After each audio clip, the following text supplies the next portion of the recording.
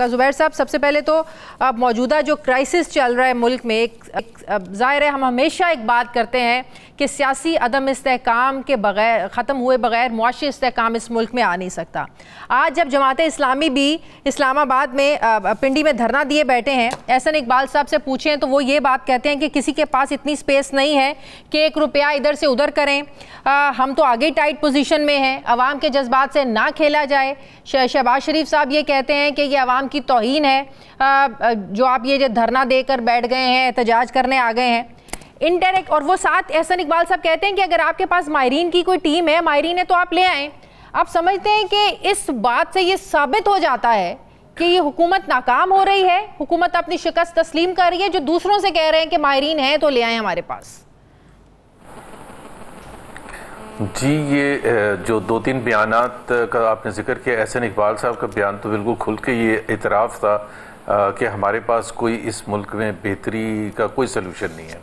और ये आपने सही कहा, चंद माह के बाद, अभी तो 5 साल में से 4.5 साल से ज़्यादा रहते हैं और आपने अभी इतराफ़ कर दिया कि हमारे पास कोई सलूशन नहीं है, अगर किसी के पास है तो वो लेके आए। जमहूरी मुल्कों में ऐसा नहीं होता। जब आप ये इतराफ़ कर लें और आप ये कहें कि किसी के पास कोई सलूशन है तो आप साइड पर हो जाते हैं, या तो आप हुकूमत से बाहर आ जाएं या आप असेंबली तोड़ते हैं। यही 2 तरीके होते हैं जमहूरी ममालिक में। ये नहीं कहते कि अगर आएँ तो हमें कमरे में बैठ के समझाएं कि क्या करना चाहिए। पहली बात तो ये है। दूसरी बात ये है कि शहबाज शरीफ साहब का ये कहना कि जज्बात से ना खेले अवाम के, मतलब अवाम के जज्बात, अगर उनको पहली तारीख को जो बिजली का बिल आएगा या आया होगा या अभी आने वाला होगा, उसमें जो चार्जेस लग के आएंगे और जो पिछले इतने अरसे से लग के आ रहे इस महीने उससे भी ज़्यादा होंगे, तो अवाम को तो जज्बात खुद ब खुद आएंगे। आपको किसी को भड़काने की ज़रूरत नहीं है। जब जेब खाली होगी और घर में रोटी नहीं बन रही होगी, खाना नहीं बन रहा होगा, तो जज्बात ही होंगे ना। जज्बात का इजहार भी ना करें। और जो पब्लिक रिप्रेजेंटेटिव्स होते हैं, जो भी पॉलिटिकल पार्टीज़ हैं या मीडिया है, वो उसकी रिफ्लेक्शन करती है कि जो अवाम के जज्बात हैं। तो ये कहना कि जी आप उसको कैपिटलाइज कर रहे हैं, अवाम इतनी मुश्किल हालत में है और कोई खड़ा हो के जमात इस्लामी वाले धरना दे के कह रहे हैं कि जी जब तक इसका फैसला नहीं होगा कि जी आप किस तरफ जाएंगे और अवाम को क्या रिलीफ देंगे। और एक मैं सिंपल शाजिया, वो कहते हैं कि जी 1 रुपया इधर से उधर करने का नहीं है। 1100 बिलियन जो रखे गए हैं एनुअल डेवलपमेंट प्रोग्राम में, जो कि सिर्फ इसलिए रखे जाते हैं कि MNAs को, अपने MNAs को फेवर करने के लिए, कि ताकि वो उनको डेवलपमेंट के नाम पर उनको पैसे दिया जाए और उसमें से फिर पैसे गायब हों। ये सबको पता है। तो वो 1100 बिलियन आपने अपने लिए रखे हुए हैं। अच्छा, डेवलपमेंट के लिए फंड दिए जाते हैं, वो गायब होते हैं, वो लगते नहीं है। मतलब सबको पता है ना, 100% नहीं खर्च होते हैं, उसमें से 50% ज़्यादा खर्च होते हैं, सबको पता है। तो अगर उसमें से आप रिलीफ क्यों नहीं दे देते? दूसरी बात ये जो सबके सामने, आपने अवाम को ये कहा कि ये बहुत मुश्किल हालात हैं और आपको ये बर्दाश्त करना पड़ेगा कुछ अरसे के लिए। अब बिल्कुल आपने टैक्स भी लगा दिया, और टैक्स कितने लगाए? 40% ज़्यादा टैक्स लगाए। और नेशनल असेंबली का बजट 50% बढ़ गया, सेनेट का बजट 50% बढ़ गया, प्राइम मिनिस्टर हाउस का बजट कुछ 60% बढ़ गया, प्रेसिडेंट हाउस का बजट, मतलब अपने तो आप अखराजात आप कह रहे हैं कि जी बड़ा मुश्किल हालात हैं। और वो जो पिछले साल हमने जो गुजारा किया था ना, चंद 100 बिलियन रुपए में, जो प्रेसिडेंट हाउस या प्राइम मिनिस्टर हाउस या नेशनल असेंबली या सेनेट का, उसमें गुजारा नहीं है, क्योंकि हमें ट्रिप्स भी और करने हैं, हमें और ज़्यादा लोगों को साथ लेके जाना है, हमने और ज़्यादा अय्याशियाँ करनी है, हमने और ज़्यादा खाने करने हैं, हमने और महंगी कारें खरीदनी है, हमें और स्टाफ चाहिए, हमें और बोनसेस देने अपने स्टाफ को। तो उसके लिए तो हमें पैसा चाहिए। ये डेवलपमेंट फंड जो दिए जाते हैं, तो क्या जो आप कह रहे हैं कि 50% खर्च होता है, ये इसका ऑडिट नहीं होता? कोई पूछता नहीं है कि 1 करोड़ आपको दिया है, 50 लाख लगे, 50 लाख कहाँ गया? होता है। और नहीं देखिए, वो जो प्रोसेस होता है ना, वही तो मैं कह रहा हूँ ना कि अगर उसमें अगर कटौती की जाए और बिजली के बिल की मद में कोई एडजस्टमेंट की जाए, तो वो सबसे ज़्यादा एक प्रैक्टिकल और आसान तरीके आगे जाने के लिए। ये तो नहीं हो सकता कि अवाम की आप चीखें निकलवा दें, अवाम के लिए जीना हराम कर दें। और मैं कहता हूँ 100% भी लग जाए, हालांकि 100% तो नहीं लगता, 100% भी लग जाए तो वो रोड तो बाद में बन जाएगी। वो जो अवाम है जो भूखे मर रहे हैं उनको पहले तो रोटी मिल जाए ना, वो तो बिजली के बिल पे करते हैं। ये तो नहीं आप कर सकते कि उनकी औरतों को कहें कि वो जेवर बेच के अपने बिजली का बिल पे करें, और वो कोई एक दफा तो नहीं पे करना एक साल में, वो तो हर महीने पे करना है। अगर बिजली का बिल नहीं देंगे तो कट जाएगा। तो जिसके पास 2 कमरों का भी छोटा सा क्वार्टर है उसके लिए भी इम्पॉसिबल है। तो ये मेरा ख्याल है हुकूमत को सोचना चाहिए। जुबैर साहब मुझे ये बताइएगा कि आईपीपीज में भी यही मैं पूछने वाली हूँ आपसे कि आईपीपीज के मुआहदों को जब रिव्यू करने की बात करते हैं हम लोग भी, जो जमात इस्लामी भी कर रही है, तो हुकूमत बुखला क्यों जाती है? क्या वाकई सॉवरेन गारंटीज ये रुकावट बनती हैं? क्या वाकई जो हमें आज सुनाया जा रहा है कि भारी जुर्माने जिस तरह रेकोर्डिक में हमें भुगतना पड़ा वो भुगतने पड़ जाएंगे तो हमारा तो दिवालिया हो जाएगा? तो क्या वाकई सब कुछ ऐसा है, ऐसी पिक्चर है जो हुकूमत पेश कर रही है आज? ऑल दो गौर एजाज साहब बड़ा बोल रहे हैं इस पे।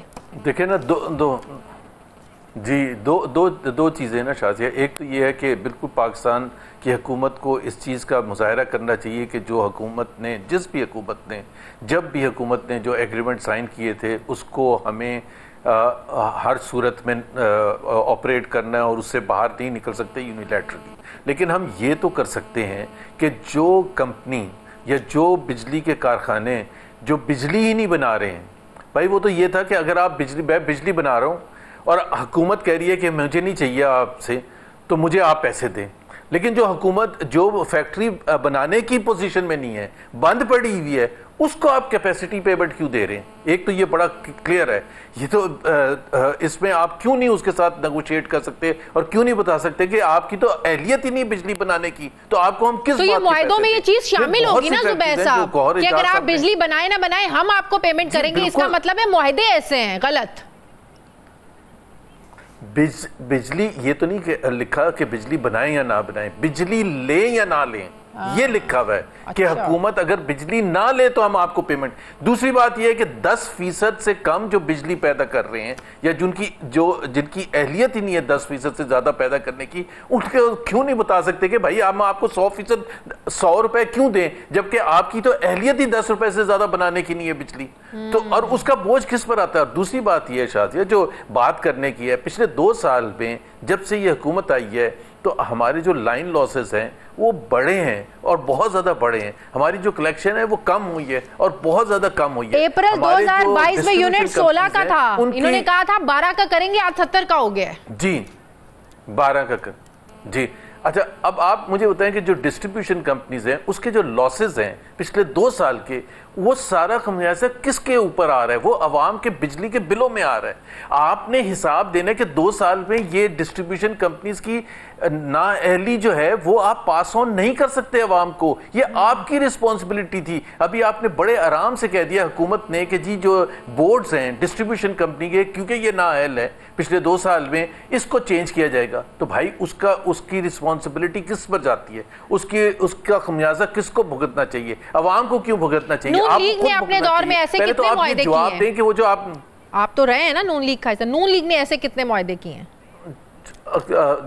बहुत सारे मुआहदे हैं जो नून लीग ने किए हैं। और उसके देखे ना, ये तो होश उस वक्त आया जब गौहर एजाज साहब ने जब इसको पॉइंट आउट करना शुरू किया और बाकी लोगों ने पॉइंट आउट। चैम्बर्स सिचुएशन ये है शाजिया, बॉटम लाइन ये है कि इंडस्ट्री के लिए, पहले मैं इंडस्ट्री की बात, इंडस्ट्री के लिए इस किस्म के जो रेट्स हैं और जितनी बिजली महंगी होगी ऑपरेट करना पॉसिबल ही नहीं है। मतलब आपकी एक्सपोर्ट्स भी डायरेक्टली अफेक्ट होती हैं, वो ऑपरेट ही नहीं कर सकते, उनके लिए खर्चा इतना ज़्यादा हो गया और आम आवाम के लिए बर्दाश्त करना बिल्कुल बाहर हो गया। और मैं एक सवाल अगर पूछूं कि चाहे एहसन इकबाल हों या पावर मिनिस्टर हों, क्या आप ये बता दें कि क्या अब से अगले 6 महीने नहीं बढ़ेगी बिजली के नर्ख? तो आप तो बस ही नहीं हो रहे ना। आप अपनी नाअहली, जितनी नाअहली होती है डिस्ट्रीब्यूशन कंपनीज के सारे लॉसेज आप पास ऑन कर देते हैं। आप लाइन लॉसेज होते हैं वो सारे पास ऑन कर देते हैं। आप कलेक्शन नहीं करते, आप सारे पास ऑन कर देते हैं।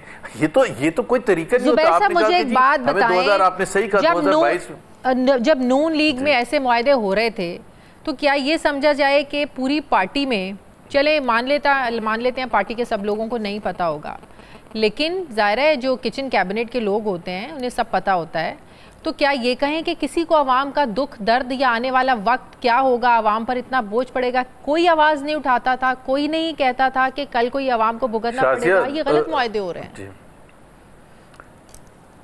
शाजिया, एक तो देखें दो चीज़ें थी। एक तो ये था कि जो पाकिस्तान का आउटलुक था 2013-14 में अगर चले जाएं आप 15 में चले जाएं, पाकिस्तान का जो इकोनॉमिक आउटलुक था उसमें ये था कि 5-6% पाकिस्तान की ग्रोथ होगी over the next 10 years 12 years.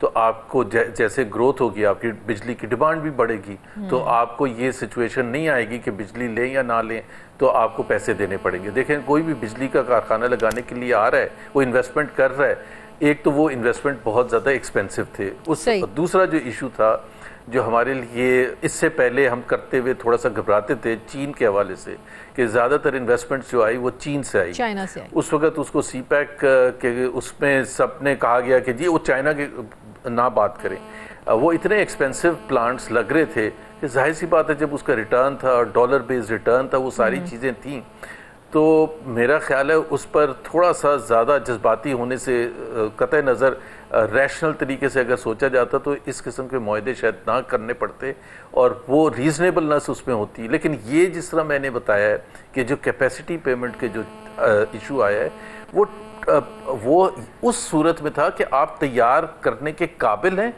और हुकूमत को ज़रूरत नहीं है क्योंकि डिमांड नहीं है। लेकिन ये तो नहीं कहा गया था कि आपकी अहलियत ही नहीं है पैदा करने